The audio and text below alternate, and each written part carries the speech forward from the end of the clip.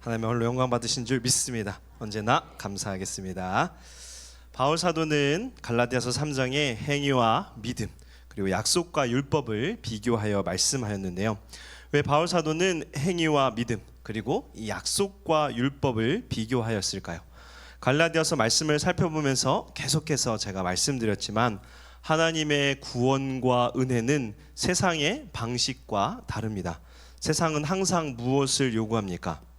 세상은요, 원인과 결과, 반드시 원인이 있기에 그 결과가 있다고 말합니다. 왜 저 사람이 복을 받았는가? 왜 저 사람이 성공했는가? 우리는 그 이유로, 그 원인으로 노력, 조건, 자격을 찾죠. 그리고 그처럼 되기 위해서 똑같이 노력하고 조건과 자격을 갖춥니다. 세상의 종교 역시 구원을 얻기 위해 저 높은 숭고한 자리에 올라가기 위해서 얼마나 많은 수행을 쌓아야 합니까? 공든 탑을 쌓죠. 그러나 하나님께서 베푸시는 구원과 은혜는 이러한 방식으로 주어지는 것이 아닙니다. 제가 갈라디아서를 말씀하면서 계속 이것을 강조하는데, 하나님은 노력하였기에, 자격과 조건을 갖추었기에 구원을 베푸시고 은혜를 베푸시는 분이 결코 아닙니다. 하나님은 자격과 조건, 노력이 부족함에도 구원하셨고 은혜를 베푸셨죠. 아브라함이 구원받을 만한 노력이 충분하였거나 조건을 갖추었기에 그에게 구원을 베푸신 것이 아닙니다. 오히려 성경은 아브라함의 연약함과 부족함을 계속해서 보여주면서 그가 아무런 자격과 공로가 없음을 우리에게 말씀합니다. 그럼에도 하나님은 아브라함을 택하여 주셨고 약속의 자손인 그리스도를 허락하셨죠.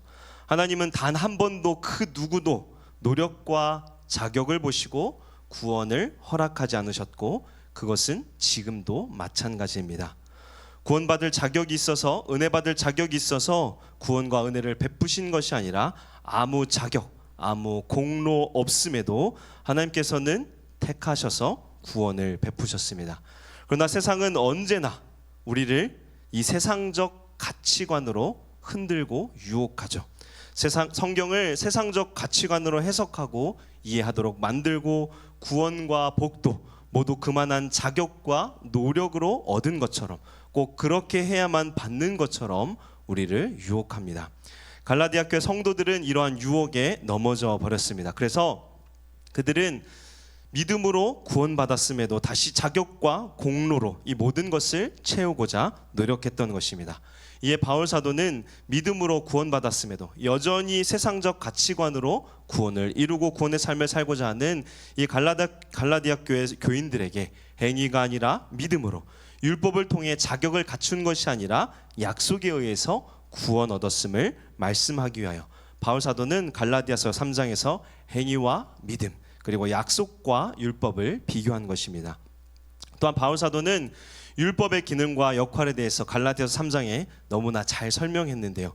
바울 사도는 갈라디아서 3장 24절에 율법에 이렇게 비유합니다. 우리 같이 읽겠습니다.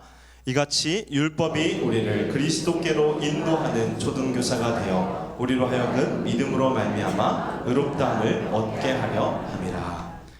율법은 그리스도께로 인도하는 초등교사라고 바울 사도는 말씀합니다. 즉 율법의 역할은 그리스도께로 인도하는 역할을 한다는 것이고, 그리스도께서 오심으로 그 기능과 역할이 끝나버렸죠.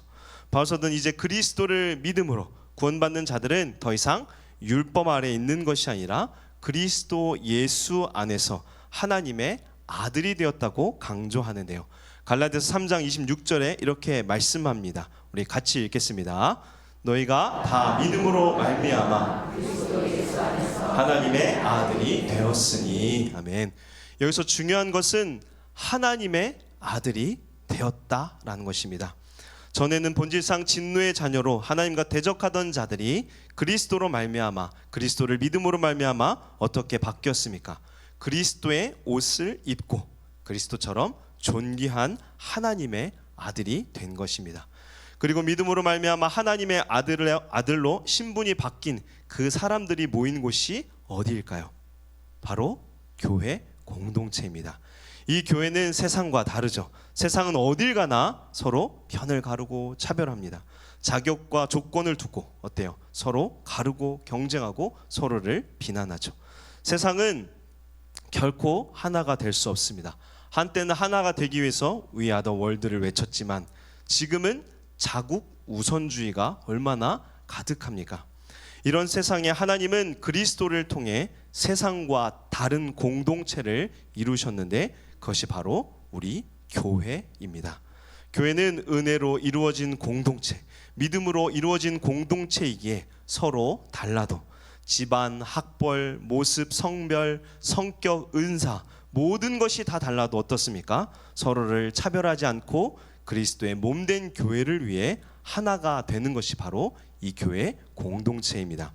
우리는 결코 자격과 조건으로 구원을 받았거나 이 교회 공동체가 된 것이 아니죠. 그렇기에 옆에 사람이 내 마음에 들지 않거나 내 요구, 내 조건과 맞지 않는 사람이 내 주위에 있어도 우리는 이 공동체를 피하거나 떠나는 것이 아니라 사랑과 존중으로 하나 되어야 합니다. 하나님께서는 이를 위해 우리를 부르시고 믿음으로 구원 얻게 하신 것입니다. 나뿐 아니라 내 옆에 있는 성도도 그리스도로 존귀하게 옷 입은 사람에게 우리는 언제나 사랑과 선행으로 서로를 돌아보며 하나 되기에 힘써야 하는 것입니다. 바울 사도는 갈라디아서 3장에서 행위와 율법이 아닌 믿음으로 그리스도의 옷을 입고 달라진 우리의 모습을 계속해서 말씀했는데요. 이어서 한 번 더 우리가 하나님의 아들 된 것이 얼마나 중요한지 오늘 4장 1절에서 11절에 다시 한번 강조하며 말씀합니다. 1절과 2절을 보시면은요, 우리 1절 2절 말씀 같이 읽겠습니다. 내가 또 말하노니 유업을 이을 자가 모든 것의 주인이나 어렸을 동안에는 종과 다름이 없어서 그 아버지가 정한 때까지 후견인과 청지기 아래 있나니. 바울 사도는 율법 아래에 있는 것을 미성년, 아직 성년이 안 된 상속자를 예로 말씀합니다.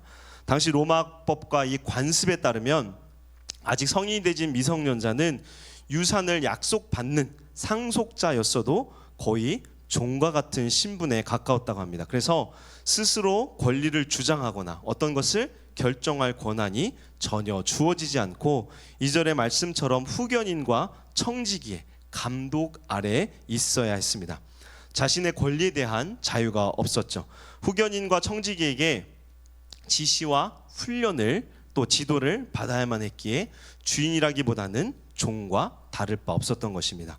심지어 지금 우리는 만 19세가 되면 누구라도 우리가 성인이라고 인정받는 것처럼 이렇게 성인이 되는 나이가 우리는 정해져 있잖아요. 그러나 당시에는 2절의 말씀처럼 아버지가 정한 시기, 그때 이전에는 성인으로 아들이자 상속자로 받아들여지지 않았습니다. 그때가 언제인지 명확하게 나와 있지 않아요. 바울 사도는 율법 아래에 있었던 것을 이처럼 예로 들면서 말씀하며 이렇게 이어가는데요. 3절입니다. 3절에 보시면 이와 같이 우리도 어렸을 때 이 세상의 초등 학문 아래에 있어서 종노릇 하였더니, 우리도 이와 같다고 말씀하는데요. 그리스도께서 오시기 전까지 유대인들은 물론이고 세상은 모두 종노릇 했습니다. 유대인들은 율법 아래 하나님께서 선한 의도로 주신 그 율법을 자신의 욕심을 위해 사용함으로 율법 아래에 종노릇 했고요. 세상은 죄 아래, 죽음 아래 종노릇 했습니다. 그러나 하나님은 이 세상을 그냥 이렇게 두시지 않았어요. 누구를 예배하셨고 보내셨습니까? 우리 4절 말씀인데요. 우리 4절 말씀 함께 읽겠습니다. 때가 차매 하나님이 그 아들을 보내사 여자에게서 나게 하시고 율법 아래에 나게 하신 것은, 때가 차매 하나님은 죄 아래 율법 아래 종노릇하는 세상을 그냥 버려두지 않으시고 하나님의 때를 기다리셨고 하나님의 정하신 때가 되자 그 아들을 보내주셨습니다. 앞에 1절에 2절의 말씀으로 이해하면 드디어 후견인 청지기에서 자유케 되고 아버지의 진정한 상속자가 되는 아버지의 정한 날이 된 것이죠. 놀랍게도 바울 사도는 그리스도께서 오시는 것을 때가 차매라고 표현하였는데요. 이 표현은 하나님께서 정하신 시간이 되었음을 의미합니다. 하나님이 일하시고 이루시는 때에 대해서 우리는 종종 이해할 수 없을 때가 많습니다. 왜냐하면 우리의 생각과 하나님의 생각은 다르기 때문이죠. 우리는요 넓게 보지 못합니다. 시간과 공간 안에 갇혀 있기 때문이죠. 그래서 우리의 생각은 매우 좁고 전체를 볼 수 없습니다. 그래서 우리 중심으로 그때를 생각하고 이루어지기를 바랍니다. 그러나 하나님은 세상의 모든 섭리 안에 때를 맞추십니다. 당시 예수님이 이 세상에 오시는 그 시대적 배경을 우리가 보면요, 로마가 세상을 빠르게 정복하기 위해 도로들을 잘 정비했습니다. 또 이 군사들도 많이 배치해서요 도로를 이용하며 안전하게 여러 나라를 여행할 수 있도록 만들었습니다. 또한 당시 표준어는 이 로마가 지배하던 시대이지만 헬라어가 국제 표준어로 사용되고 있었습니다. 즉 복음을 전하기에, 복음이 흘러가기에 너무나 유리한 환경이었죠. 또한 동시에 로마가 정복한 세상은 인간에 대한 고민, 여러 문제들을 해결하지 못하고 있어서 메시아를 다 갈망하고 있었습니다. 그 지혜로워 보이는 헬라의 철학이 여전히 인간의 깊은 고민을 해결하지 못했고요, 로마의 법과 제도 역시 사람의 윤리와 도덕 문제를 해결하지 못했습니다. 또 유대인의 율법이 거듭 실패하면서 어떻습니까? 로마의 속박 아래서 벗어날 수 없게 되자 메시아를 정말 애타게 부르짖게 됩니다. 하나님께서는 이러한 시대의 상황에 맞출 때까지, 이 시대 상황이 이루기까지 기다리시고 마침내 그리스도 예수를 이 세상에 보내신 것입니다. 우리는 하나님의 일하심에 대해서 언제나 하나님의 때를 생각하고 기다려야 합니다. 하나님은 언제나 가장 좋은 때에 하나님의 구원과 은혜를 이루시죠. 우리는 내 중심, 내 생각, 내 때만 바라보니 지금 당장 필요하지만 하나님은 모든 것을 보시고 하나님께서 가장 좋은 때에 구원을 이루어 주십니다. 하나님은 세상을 버리지 않으시고 가장 좋은 때에 그리스도를 보내주셨죠. 이처럼 우리에게도 언제나 가장 좋은 때, 하나님께서 가장 완전하다고 여겨지는 때에 우리를 위해 일하십니다. 그렇게 우리는 우리를 위해 일하시는 하나님을 굳건하게 믿고 기도하며 또 기다려야 합니다. 하나님께서 가장 좋으신 때 일하실 줄 믿습니다. 이를 위해 믿고 기대하며 기도하며 기다리는 우리 모두 되기를 바랍니다.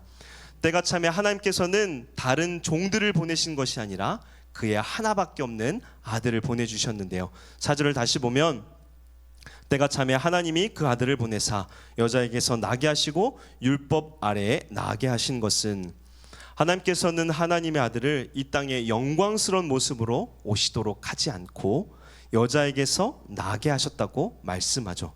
죄는 없으시지만 예수님께서는 인간의 몸으로 낮고 천한 인간으로 오신 것입니다. 이뿐 아닙니다. 4절에 다시 보시면 노란색 부분을 보여주실까요? 율법 아래 나게 하셨다고 말씀하죠. 예수님은 여자의 몸에서 나게 하실 뿐 아니라 율법 아래, 율법을 지키도록 하셨다는 것입니다. 그래서 예수님은 어떻게 하셨습니까? 나신 지 8일 만에 율법을 지키죠. 할례를 받으셨고 유월절의 절기를 지키셨고 모세에 주어진 율법을 모두 따라 지키셨습니다. 유대인들은 예수님이 율법을 범했다고 하였지만 그렇지 않습니다. 예수님은 율법을 완전하게 지키셨습니다. 그리고 마지막에는 죄가 없으심에도 십자가에서 죽으심으로 율법의 모든 저주와 진노를 받으셨죠. 이렇게 하신 이유가 무엇일까요? 5절에 이렇게 말씀하는데요, 우리 5절 말씀 함께 읽겠습니다. 율법 아래 있는 자들을 속량하시고 우리로 아들의 명분을 얻게 하려 하심이라. 아멘. 우리를 속량하실 뿐 아니라 아들의 명분을 얻게 하려 하심이라고 말씀합니다. 속량이라는 것은 몸값을 치르고 되찾다라는 뜻인데요, 예수님께서는 율법 아래 종로로 타는 우리를 십자가에서 자기의 몸을 내어주심으로 우리의 값을 완전하게 지불하여 우리를 속량하여 주셨죠. 그래서 그리스도를 믿는 자는 죄에서 죽음에서 완전하게 자유할 수 있는 것입니다. 하나님께서는 예수 그리스도를 통해 우리로 속량만 얻게 하신 것이 아닙니다. 더 중요한 것인데 그것은 바로 5절 하반절에 보시면 우리로 아들의 명분을 얻게 하려 하심이라. 여기서 아들의 명분이라는 것은 아들로 삼아 주셨다는 것이죠. 즉 양자, 그러니까 양아들로 삼아 주셨다는 것입니다. 우리로 그리스도의 옷을 입히셔서 그리스도와 같이 아들 삼아 주신 것입니다. 또한 하나님께서는 아들의 명분을 얻도록 하기 위해서 아들을 보내시고 또 누구를 우리에게 보내셨는가 하면 6절에 이렇게 말씀하는데요. 우리 6절 말씀도 함께 읽겠습니다. 너희가 아들임으로 하나님이 그 아들의 영을 우리 마음 가운데 보내사 아빠 아버지라 부르게 하셨느니라. 우리에게 누구를 보내셨습니까? 그 아들의 영을 보내셨다고 말씀하죠. 바로 예수 그리스도의 영이신 성령님이십니다. 그리고 그 성령을 통해 우리가 하나님을 아빠 아버지라 부르게 하셨다고 말씀하는데요. 당시 유대인들도 하나님을 아버지라 부를 수 있었고 또 자신들을 하나님의 아들이라고도 말씀했습니다. 이사야 63장 16절에 보면요, 주는 우리 아버지시라. 아브라함은 우리를 모르고 이스라엘은 우리를 인정하지 아니할지라도 여호와여 주는 우리 아버지시라. 옛날부터 주의 이름을 우리의 구속자라 하셨거늘. 이렇게 보면 아버지라고 말하죠. 이처럼 구약 시대부터 유대인들은 하나님을 아버지라 부를 수 있었지만 실제로 하나님을 아버지라 부르는 사람은 없었습니다. 왜냐하면 율법 아래 종노릇하였기에 그들은 감히 하나님을 아버지라 부를 수 없었습니다. 그래서 예수님이 오셔서 하나님을 아버지라 부르자 유대인들은 참남하다고 매우 분노했습니다. 그러나 예수님은 하나님 앞에 나아가서 아빠 아버지라 부르셨죠. 심지어 잡히시던 날 밤에도 예수님께서는 하나님을 아빠 아버지라 부르시며 간절히 기도하셨을 정도로 예수님은 하나님 아버지와 매우 친밀한 관계에 있었습니다. 사도 바울은 우리 역시 주님처럼 하나님을 아빠 아버지라 부르며 하나님과 더 친밀할 수 있도록 하나님께서 성령을 보내주셨다고 말씀합니다. 우리가 아빠 아버지라고 부를 수 있는 것은 성령의 도우심으로 말미암음입니다. 성령은 우리가 그리스도가 하나님의 아들이심, 그리스도가 하나님의 아들이심을 믿게 할 뿐 아니라 또한 우리가 하나님의 아들임을 믿게 합니다. 성령은 우리가 더 이상 종이 아니라 그리스도로 말미암아 하나님의 아들이 되었음을 우리의 마음에 확신하게 하고 하나님을 친근하게 아빠 아버지 하고 부르게 하시는 것입니다. 이를 위해서 바울 사도는 아들뿐 아니라 성령까지 보내셨다고 말씀하고 있는 것입니다. 우리는 예배 자리에 나와 하나님을, 오늘도 이 예배 자리에 나왔잖아요, 하나님을 아빠 아버지 하고 우리 친근하게 부르셨습니까? 어때요? 하나님께서는 우리가 매우 친한 아빠를 보러 오는 것처럼 예배 자리에, 기도의 자리에 나오기를 원하시지만 실제로 우리는 어떤 것 같습니까? 아빠 아버지 하며 부르기보다는 하나님을 저 멀리 계신, 내가 감히 쳐다볼 수 없는 분으로 여기며 예배하고 또 기도하고 또 우리가 삶을 살아가지 않습니까? 자녀들이 아빠 내지는 엄마 하고 달려오면 어때요? 기쁘지 않아요? 아빠 하면 좋지 않습니까? 근데 저 멀리서 저를 힐끗 살짝 쳐다보더니 고개를 탁 숙이고 있으면서 오셨습니까? 하는 자녀를 보면 어떻습니까? 제 자녀가 그런다고 하면 마음이 엄청 속상하겠죠. 그런 모습은 남을 대하듯 매우 어려운 사람 대하듯 하는 모습이지 않습니까? 친근하게 아빠 엄마하고 또 성인이 되어서도 아빠 엄마하고 친근하게 대하면 너무 좋죠. 하나님은 그리스도를 믿음으로 말미암아 우리와 어렵고 무서운 관계가 아니라 우리가 하나님을 아빠 아버지라 부르며 하나님과 더욱 친밀한 관계를 누리도록 우리에게 아들과 아들의 영이신 성령을 보내신 것입니다. 우리는 사실 이 사실을, 아들이 되었다는 이 사실을 항상 기억해야 합니다. 아들이 되었다는 것은 전에 설교 때도 말씀드렸지만 우리의 신분이 바뀐 것이죠. 종에서 무엇으로 바뀌었습니까? 하나님의 아들로 바뀌었죠. 믿음으로 구원받은 자들은 더 이상 종이 아니라 하나님의 아들이 된 것입니다. 종과 아들의 결정적 차이가 무엇일까요? 앞에서 말씀드렸던 아빠 아버지라 하며 가까운 친근한 관계가 되었고요. 또한 종은요 주인의 소유를 유업으로 받지 못하지만 아들은 주인의 소유를 유업으로 받습니다. 그래서 7절에 바울 사도는 이렇게 말씀하는데요. 우리 7절 말씀 같이 읽겠습니다. 그러므로 내가 이후로는 종이 아니요 아들이니 아들이면 하나님으로 말미암아 유업을 받을 자니라. 아들이면 하나님으로 말미암아 무엇을 받습니까? 유업을 받는다고 말씀하죠. 하나님의 구원 목적은 그저 우리로 죄에서 건진받고 영원한 생명을 얻음으로 끝이 아니라 하나님의 아들이 되도록 하셨습니다. 아들의 놀라운 복을 그리스도를 믿는 자 누구에게나 받게 하셨다는 것이에요. 바울 사도는 7절에 신분의 변화를 강조하기 위해 그러므로 내가 이후로는 이라고 말씀하죠. 그리스도를 믿기 이전 그 모습은 중요하지 않다는 것입니다. 우리가 과거에 어떤 사람이었는지는 중요하지 않아요. 왜 그렇습니까? 예수 그리스도로 옷 입혀졌기 때문입니다.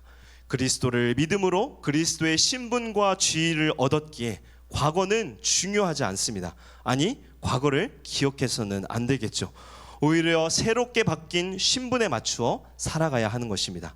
그런데 문제는 이 새롭게 바뀐 신분이 얼마나 기쁘고 좋은 것인지, 이것이 삶에 얼마나 큰 유익인지를 모른다는 것입니다. 그래서 신분이 바뀐 삶이 아니라 과거에 여전히 얽매여 살아가고 있다는 것인데요. 구원받았다면 마땅히 아들의 명분을 받은 자로 삶을 살아야지만 그것을 전혀 깨닫지 못하고 여전히 종의 신분으로 살아가고 있는 이들이 교회에 많다는 것입니다.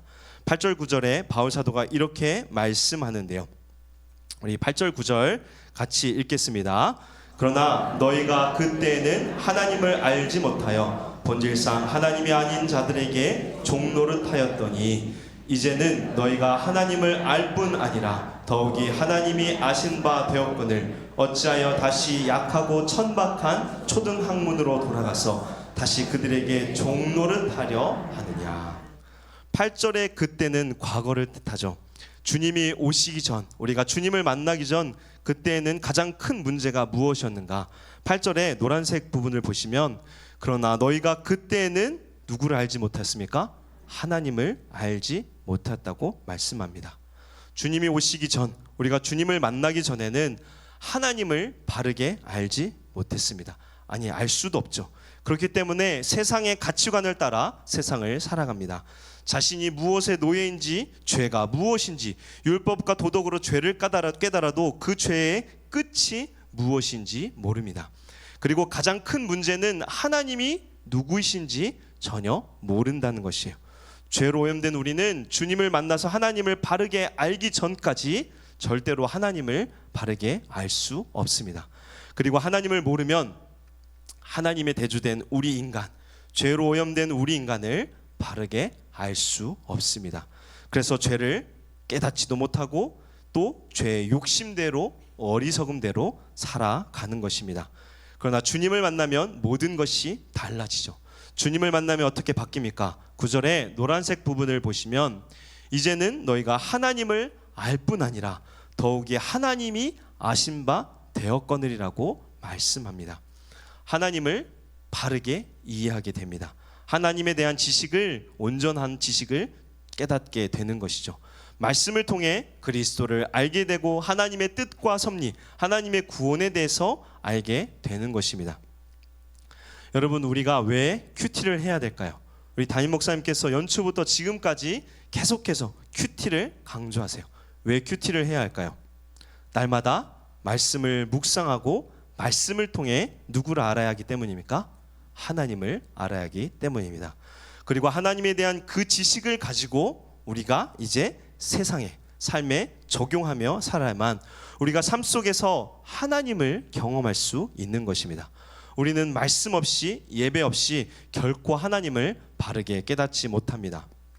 많은 성도들이 교회에 나오지만 말씀을 진지하게 읽고 또 하나님을 바르게 아는 일에는 게으른 분들이 많습니다. 유튜브 영상을 그렇게 열심히 보고 드라마는 열심히 봐도 하나님을 알고자 하는 열심은 없는 것 같습니다. 또 열심히 예배 자리에 와서 설교를 듣고 이제 고개를 많이 끄덕여주는 분들이 많지만 설교를 통해 하나님을 바르게 이해하고 삶의 자리에서 이것을 적용하려고 몸부림치는 분들이 많지는 않은 것 같습니다. 예배를 드리는 것으로만 그 만족하는 것이 아니라 설교를 통해 하나님을 바르게 알아가고 말씀을 통해 하나님의 은혜를 깨닫고 삶 속에서 나와 함께 하시고 은혜 주시는 하나님을 경험해야 하는데 그렇지 않다는 것입니다. 우리가 하나님을 바르게 알지 못하고 아들의 모습으로 살아가지 못할 때 우리의 모습에 드러나는 것이 있는데 그것은 바로 세상의 가치관으로 살고자 힘쓴다는 것입니다. 9절 하반절을 다시 보시면요, 어찌하여 다시 약하고 천박한 초등학문으로 돌아가서 다시 그들에게 종노릇하려 하느냐고 바울 사도는 말씀합니다. 여기서 말씀하는 약하고 천박한 초등학문은 세상의 가치관을 뜻합니다. 구원받았음에도 아들의 삶이 아니라 다시 세상의 가치관에 종노릇하고자 하느냐고 말씀하죠.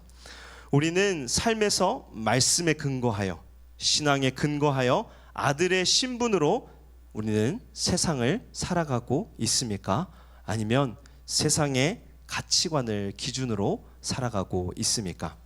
바울 사도는 9절에 분명히 말씀하죠. 이제는 너희가 하나님을 알 뿐 아니라 더욱이 하나님이 아신 바 되었다고 말씀합니다. 믿음으로 구원받은 자들은 이제 과거처럼 세상의 가치관에 종노릇하는 자들이 아닙니다. 하나님을 바르게 알며 아들의 신분으로 살아가는 것이죠. 우리는 어떠한 모습으로 살아가고 있습니까? 또 말씀에 근거한 신앙, 그 삶이 아닐 때 우리는 또한 어떤 모습으로 변질되는가 하면 아빠, 아버지의 이 깊은 기쁨과 은혜를 맛보는 예배가 아니라 그저 일처리하듯이 예배를 드리게 되고 하나님을 나의 욕심과 나의 욕망의 도구로 전락시켜 버리죠. 갈라디아 교회가 그랬는데요, 10절에 이렇게 말씀합니다.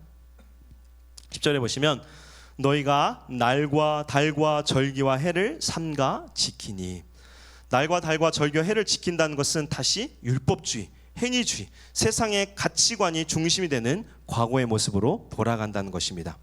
그리스도께서 오셔서 우리를 죄와 율법의 이 세상의 모든 어리석은 것의 종에서 건져주시고 아들 삼아 주셨는데 그 아들됨의 삶, 말씀의 삶을 살지 못하면 어떻게 됩니까? 우리가 드리는 예배마저도 기쁨과 감사, 은혜가 없어지고 그저 형식적으로 예배를 드리게 됩니다. 와서 앉아만 있는 거예요. 이러한 모습은 마치 하나님 앞에 왜, 난 원하지도 않았는데 왜 나를 아들로 만드셨습니까? 난 당신의 아들이 싫어요. 그냥 종으로 살겠습니다 하고 말하는 것과 같은 것이에요. 하나님이 베푸신 놀라운 구원과 은혜를 아무 가치 없는 양 내어 버리는 그런 모습이 되는 것입니다. 우리는 종의 신분으로 살아가고 있습니까? 아니면 아들의 신분으로 살아가고 있습니까? 그리스도를 만난 후 우리는 더 이상 종이 아니라 아들입니다. 아들은 하나님을 아빠, 아버지라 부르며 하나님과 기쁨의 교제를 누리고 세상에서도 아빠, 아버지를 그 믿는 믿음과 은혜로 살아가는 것입니다. 우리는 그리스도를 믿고 구원을 얻었기에 마땅히 어떻습니까? 성령님이 우리 안에 있기에 하나님을 아빠, 아버지라 부르며 아들의 삶을 살아야 합니다. 우리에게 주신 이 신분, 우리에게 주신 이 은혜를 우리는 절대 잊지 않아야 합니다. 우리를 위해 자기의 아들과 성령을 보내시고 우리로 아들의 명분을 얻게 하신 하나님의 이 크신 은혜와 사랑을 우리가 항상 기억하며 오직 주님만 의지하고 주님만 바라보며 세상을 살아가는 우리 모두 되기를 주님의 이름으로 축원합니다. 우리 시간 함께 찬양하고 기도하겠는데요, 내 영혼은 안전합니다. 우리 함께 찬양하고 함께 기도하겠습니다.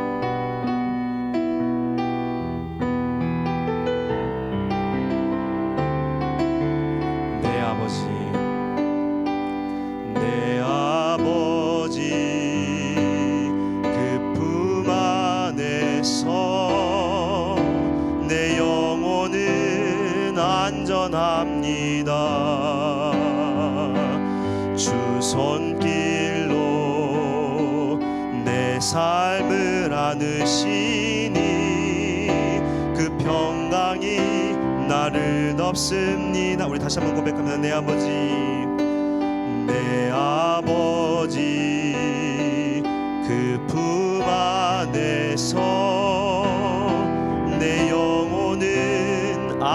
안전합니다. 주 손길로 내 삶을 안으시니 그 평강이 나를 덮습니다. 나 비록 넘어지며 흔들리지만 주 내 안에 거하며 나를 붙드시니 내 생각을 주께로 돌리고 주시는 평강의 옷을 입습니다. 주 약속 안에서 내 영혼 평안에 내 뜻보다 크신 주님의 계획 나 신뢰해 두려움 다 내려놓고 주님만 의지해 주 안에서 내 영혼 안전함. 주 약속 안에서 주 약속 안에서 내 영혼 평안에 내 뜻보다 크신 주님의 계획 나 신뢰해 두려움 다 내려놓고 주님만 의지해 주 안에서 내 영혼 안전합니다. 이 시간 함께 기도하기를 원합니다. 오늘 말씀처럼 하나님께서는 우리로 죄에서 속량하여 주시고 무엇보다 아들의 명분을 주시기 위해 그 아들을 내어주시고 또 성령까지 우리에게 보내주셨습니다. 그리스도를 믿는 우리는 종이 아니라 아들입니다. 하나님은 우리를 아들의 신분으로 우리에게 구원을 허락하셨습니다. 이 은혜를 얼마나 기억하며 아들의 신분으로 살아가고 있습니까? 우리가 아들의 신분으로 살아가지 못한다면 우리는 오늘 바울 사도가 말씀한 것처럼 다시 종의 모습으로 세상에 썩어져가는 가치관을 붙잡고 어리석게 사는 것입니다.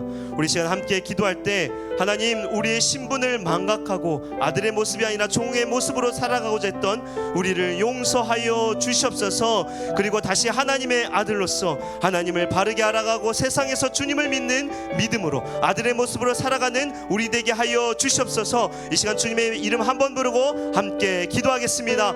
주여 은혜로우신 하나님, 이 시간 우리가 함께 기도합니다. 오늘 말씀처럼 하나님께서는 우리를 위하여 아들 삼아주시기 위하여 그 하나밖에 없는 아들을 내어주시고 성령까지 우리에게 보내주셨습니다. 우리는 더 이상 종이 아니라 아들임에도 하나님 우리가 세상 가운데 어떠한 모습으로 살아가고 있었습니까? 아들이 아닌 종의 모습으로 세상에 썩어져가는 가치관을 붙잡고 우리가 예배 자리에 또한 삶 가운데 살았으면 이 시간 우리를 용서하여 주시옵소서. 이 시간 주님 앞에 우리의 죄를 깨닫고 회개하며 나오니 하나님 우리를 붙잡아 주십시고 다시금 하나님께서 기뻐하시는 아들의 모습으로 아빠 아버지라 부르며 하나님과 친근한 관계의 삶을 살아가기를 원하오니 주님 우리를 붙잡아 주시옵소서. 하나님의 아들로서 하나님을 알아가게 하여 주십시고 세상에서 주님을 믿는 믿음으로 아들의 모습으로 살아가는 우리 될 수 있도록 다시금 우리에게 은혜를 베풀어 주시고 우리의 삶을 선하게 인도하여 주시옵소서.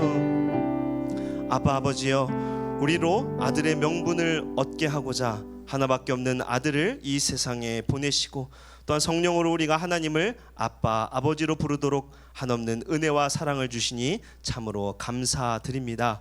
우리가 종이 아니라 아들임을 잊지 않고 살게 하여 주시옵소서.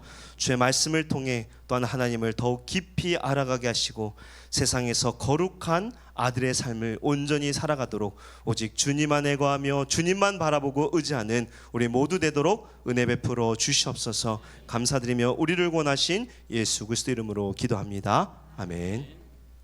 귀한 말